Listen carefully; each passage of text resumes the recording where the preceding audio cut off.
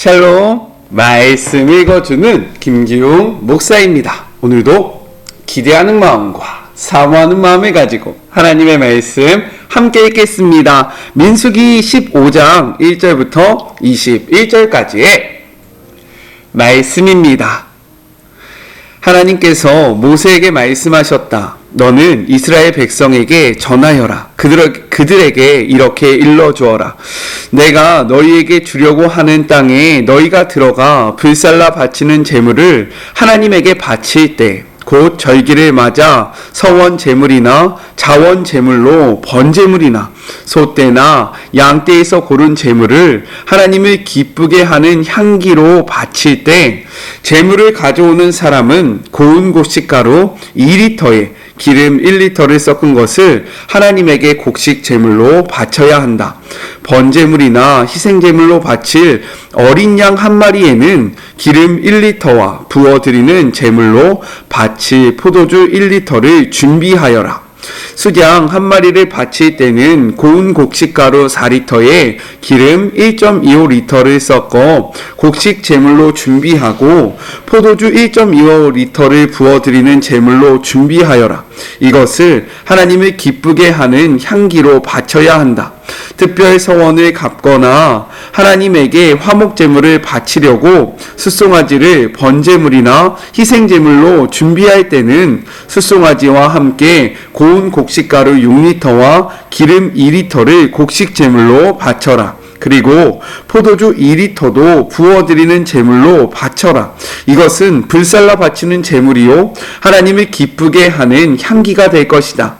숫소 한 마리나 수장 한 마리, 어린 양 한 마리나 어린 염소 한 마리를 준비할 때에도 이와 같이 해야 한다. 너희가 준비한 것이 아무리 많아도 그 수요대로 한 마리씩 이 절차를 따르도록 하여라.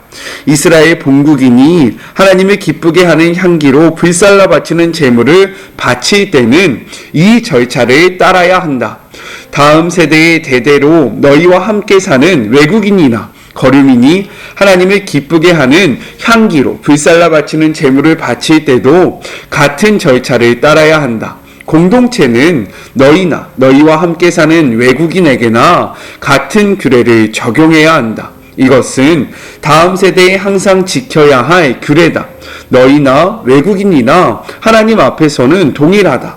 너희나 너희와 함께 사는 외국인에게나 같은 법과 규례가 적용된다.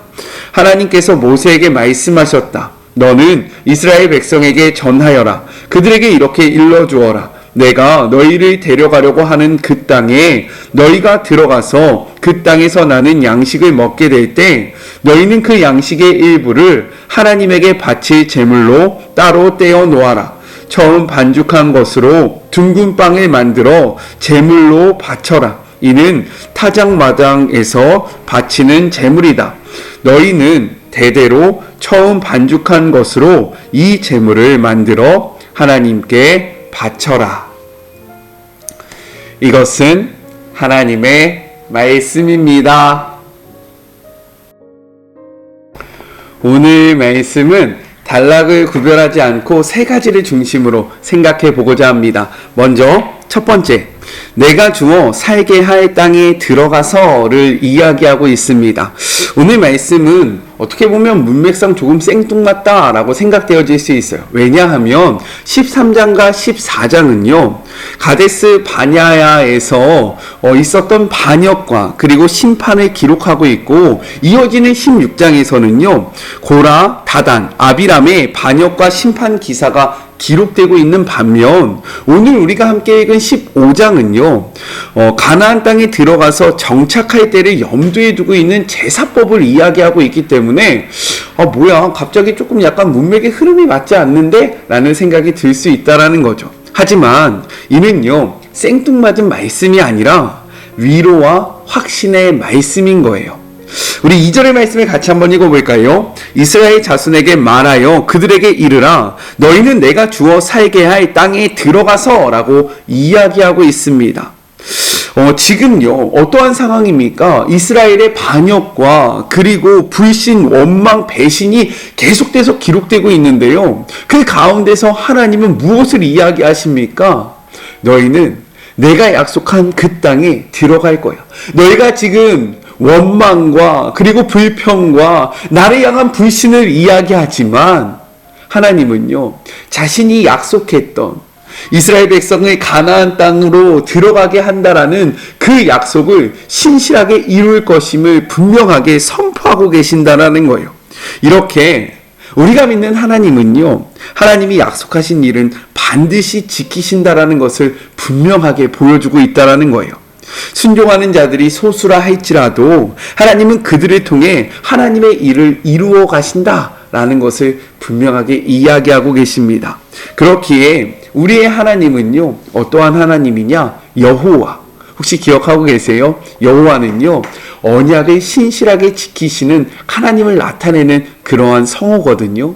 우리가 믿는 하나님이 바로 이러한 여호와의 하나님, 약속을 지키시는 하나님, 어떠한 상황 속에서도 불변하지 아니하시고 신실하게 본인이 말씀하신 그 말씀을 이루어가는 하나님이라는 사실을 우리는 꼭 기억하시면서요, 어떠한 상황 속에서도 변하지 아니하시며 약속을 지켜내시는 신실한 하나님을 전적으로 신뢰하고 의지하는 우리 모두가 되기를 주님의 이름으로 축복합니다.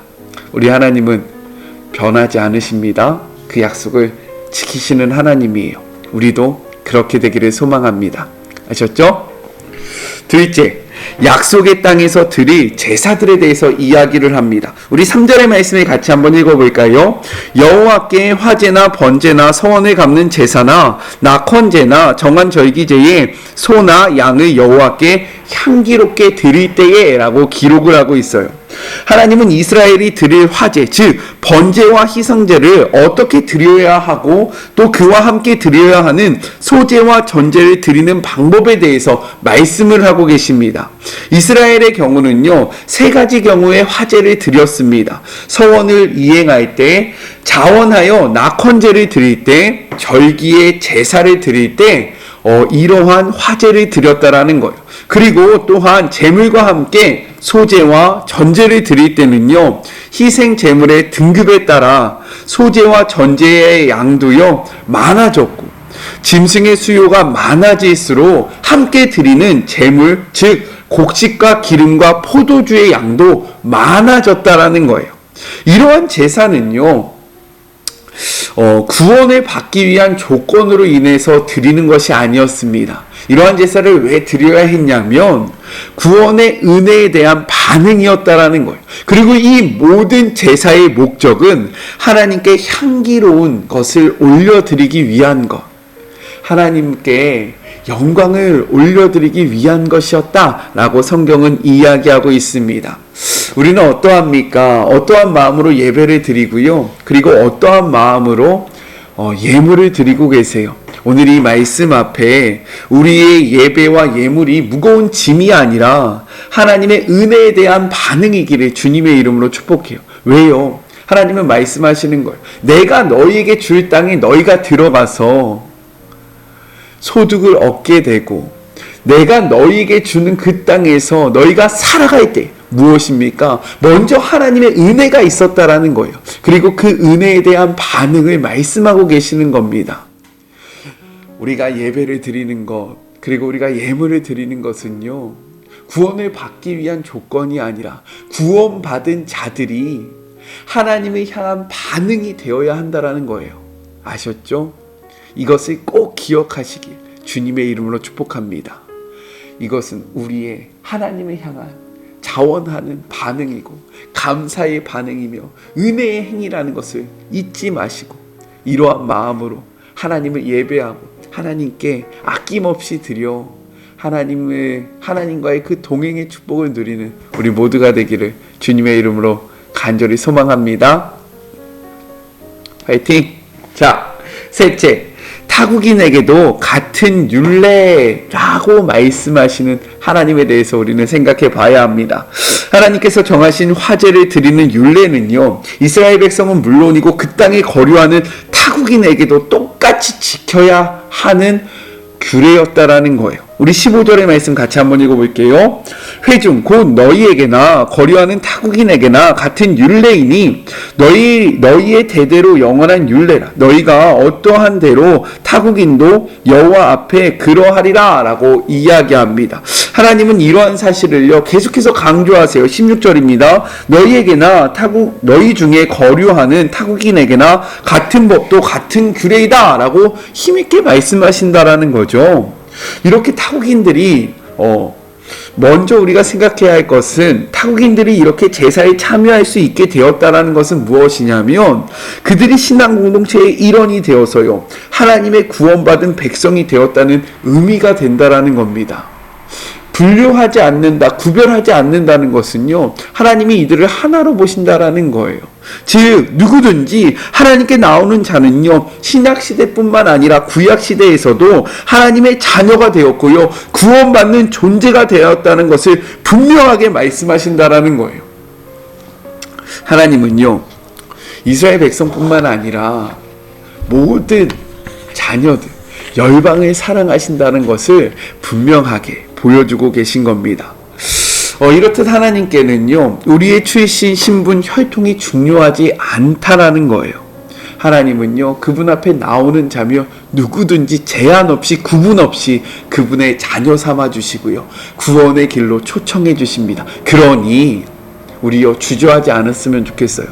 내가 어떻게 하나님 앞에 나아갈 수 있겠습니까? 나 같은 자가 어떻게 주님 앞에 설 수 있겠습니까? 아니요, 상관없다라는 거예요. 누구든지 하나님 앞에 나오기만 하면 그분의 자녀가 될 수 있다라고 이야기하는 그 하나님의 초청에 들으시고요 이 초청에 온전히 반응하는 주의 모든 자녀들이 되었으면 좋겠습니다. 또한 우리가 생각해야 할 것은 무엇입니까? 하나님께서는요 구분하지 않으신다라는 거죠. 그런데 우리는 어떻습니까? 출신과 그리고 지위와 신분과 많은 것들로 인해서 사람들을 차별하고 있지는 않습니까? 공동체 안에서도 그러하지 않아요? 야, 저 사람들은 많은 부를 가지고 있어. 저 사람들은 높은 지위를 가지고 있어. 야, 저 사람들은 참 인기가 많아. 라는 것들, 아니면 저 사람들은 가난해, 저 사람들과 가까이 하면 좋을 게 없어 라고 이야기하면서 자꾸만 우리가 보이지 않는 선을 만들고요 기준을 만들고 장벽을 만들고 있지는 않습니까? 이 말씀 앞에 우리 안에 있는 그 모든 장벽들이 예수 그리스도의 이름으로 무너지는 그런 복된 역사가 일어나기를 간절히 소망합니다. 왜요? 우리 하나님이 구별하지 않으셨기 때문인 거예요. 우리 하나님은 구분하지 않으시는데 왜 우리가 구별하고요 구분하고요 선을 짓습니까? 그렇게 살아가지 않기를 주님의 이름으로 간절히 축복합니다. 아셨죠? 우리가 기도할까요? 하나님 감사합니다. 오늘도 말씀을 함께 나누었습니다. 함께 나누는 이 말씀 가운데 주님, 우리가 하나님의 마음을 바르게 알아가기를 소망합니다. 차별 없이 사랑하시는 주님을 바라보게 하시고 신실하게 약속을 이루시는 하나님을 의지하게 하시고 우리도 하나님과 같이 구분짓지 않고 살아가는 사람들을 등급을 매기고 나누지 않고 온전히 사랑하고 품어주고 안아주는 주의 모든 자녀들이 되기를 소망하니 주님 우리의 마음을 붙잡아 주시고 역사하여 주시고 함께하여 주시옵소서. 말씀을 묵상한 대로 살아가는 자들이 되기를 소망하오니 힘과 능력을 허락하여 주시옵소서. 함께하실 주님을 바라보며 거룩하신 예수님의 이름으로 간절히 기도드립니다. 아멘. 우리를 사랑하시는 하나님의 모습을 그대로 닮아가는 우리 모두가 되었으면 좋겠습니다. 저는요 또 내일 만나도록 할게요.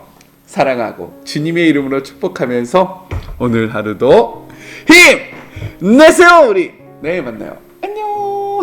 오늘도 수고하셨습니다.